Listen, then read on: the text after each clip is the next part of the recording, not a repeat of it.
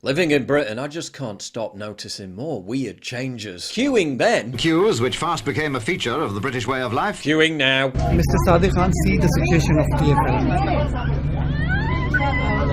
Nothing more British than a good old polite queue.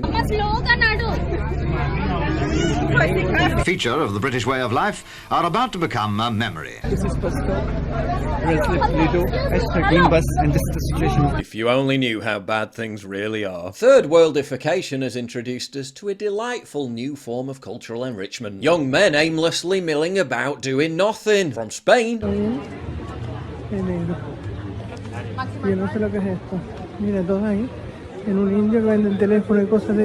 Ireland.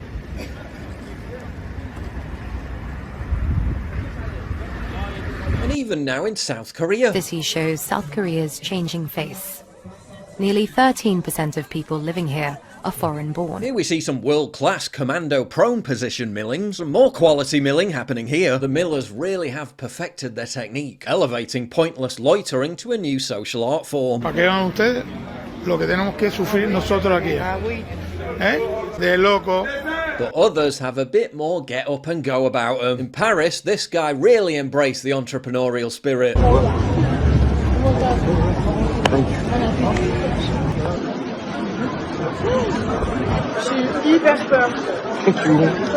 Yeah, you speak English? No?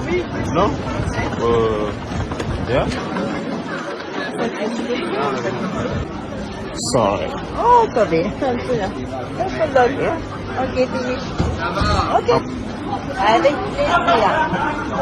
Another classic form of third worldification is the total disregard for basic road rules. Going down the road or pavement the wrong way.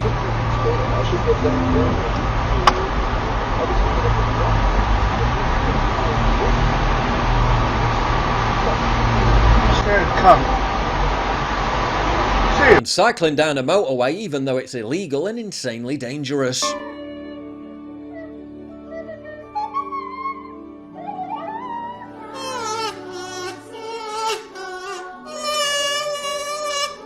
In Bradford, one of England's most diverse towns, the purpose of a zebra crossing appears to have become a distant memory.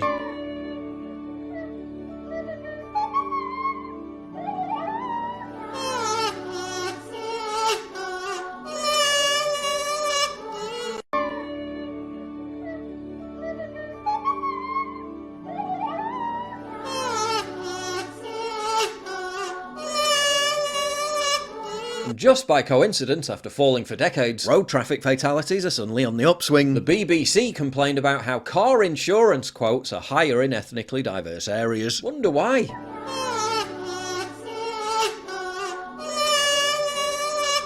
Other creeping road El Clasico third worldisms to look out for. Overuse of horns. Inability to stay in lane driving in two lanes, lack of signalling, rickshaws, informal minivan buses that solicit passengers on the streets, and drag racing at night, especially among young people. The introduction of gaudy pink rickshaws to London that specialise in blaring out eardrum-shattering chintzy tunes really has elevated England's capital city to a Mumbai-style level of cultural vibrancy. Oxford Street then. Oxford Street now.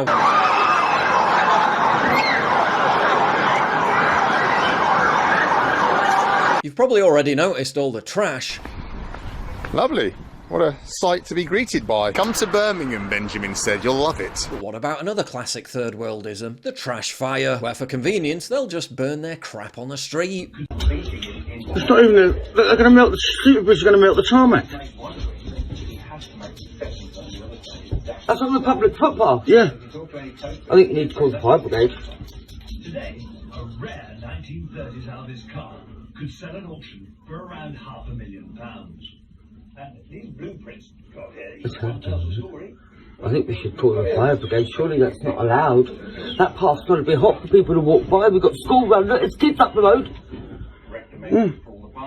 Oh my God! We can manufacture from those drawings She's not even watching it, she's gone. Ooh, toasty. Cold turkey may be great on sandwiches, but there's a better way to break your bad habits. And I'm not talking about some out there self-hypnosis technique. I'm talking about our sponsor Fume, and they look at the problem in a different way. Not everything about a bad habit is wrong, so instead of a drastic, uncomfortable change, why not just remove the bad from your habit? Fume is an innovative, award-winning flavoured air device that does just that. Instead of electronics, Fume is completely natural. Instead of vapour, Fume uses flavoured air. And instead of harmful chemicals, Fume uses all natural, delicious flavours. You get it. Instead of bad, Fume is good. It's a habit you're free to enjoy and makes replacing your bad habit easy. Your Fume comes with an adjustable airflow dial and is designed with movable parts and magnets for fidgeting, keeping your fingers occupied, which is helpful for de-stressing while breaking your bad habit. Check out Crisp Mint, their best seller. Ooh, I can see why. The surprise really hits when you realise it's more flavourful than you'd expect. Then there's just the satisfying feel of the thing. Well weighted, perfectly balanced, and really fun to fidget with. Stopping is something we all put off because it is hard. But switching to Fume is easy, enjoyable, and even fun. Fume has served over 150,000 customers, and they've got thousands of success stories, and there's no reason that can't be you. Join Fume in accelerating humanity's breakup from destructive habits by picking up the Journey Pack today. Just head to tryfume.com/PJW or scan the QR code and use discount code PJW to get 10% off your Journey Pack today. The Fume Solano has also now been launched, and you can upgrade your Journey Pack to the Solano to enjoy the premium walnut barrel and onyx black coated mouthpiece that has a smoother finish, and still get 10% off. So that's tryfum.com and use code PJW to get an additional 10% off your order today. Another weird change I've noticed is that everyone seems to be louder and more annoying, particularly when they're using public transport. Private phone conversations are now public broadcasts.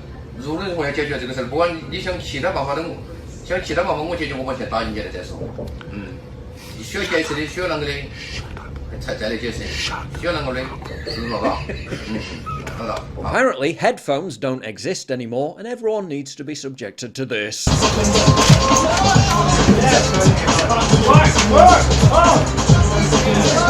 The perimeters of train stations appear to have become beacons for violent arguments.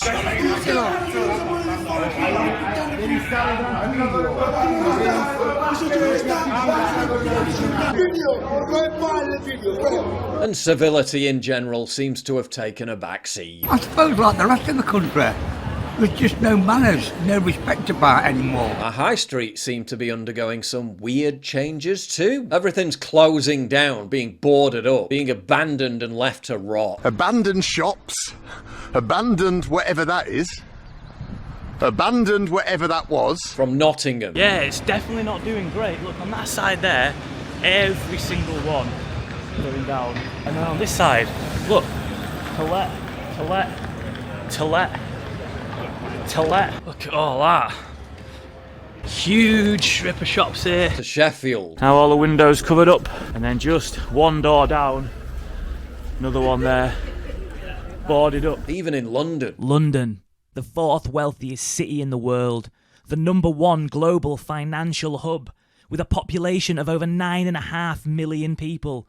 Yet its streets are boarded up and shops lay vacant everywhere. Lockdowns, online shopping, chronic shoplifting and spiralling rent costs have devastated town centres for the general population and the average business owner. But strangely enough, none of these factors appear to have affected certain kinds of shops. Vape shops, Turkish barbers, American candy stores, phone accessory shops and car washes. All owned and staffed by migrants and all thriving. Hello bro, welcome to my mobile phone repair / vape shop bro. I'm Asmin, that's my cousin Abdul behind the counter bro. He'll fix you right up bro. At this point, aside from the betting shops, they'll be the only thing left. One Afghan-run hand car wash was claiming a tax turnover of 400k a year for washing 23 cars a week. Baffled Brits are starting to notice how these businesses bizarrely manage to survive and multiply when everyone else is failing and going bust. Could it have anything to do with the fact that many of them are money laundering fronts for foreign people traffickers, drug dealers and migrant crime gangs? Behold another visceral example of third worldification. Many centres across Britain are barren awash with empty storefronts and shuttered windows. But where there are still businesses in operation, you'll find the now ubiquitous Turkish barbers, vape shops, and phone repair stores, most of which are not, shall we say, run by native Brits. In fact, they're so common now that in places that are otherwise abandoned, you can find multiple competing barber shops open right next door to one another. How, when everybody else is struggling, do these businesses survive? While there are sure to be quite a few genuine barbers out there that are very successful, it's hard not to notice how most of these shops have very few customers day to day. The business model is simple, really. While local businesses are forced to play by the rules, foreign businesses are not. But let's get away from all this urban grime and walk to a park in Ireland. That should be nice.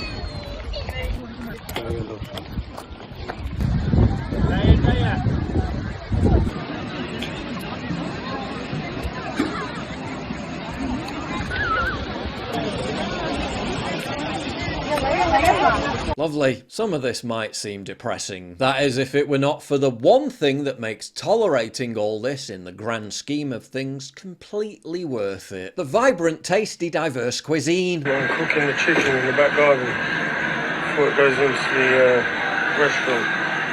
Really? Have you noticed any weird changes? Comments down below.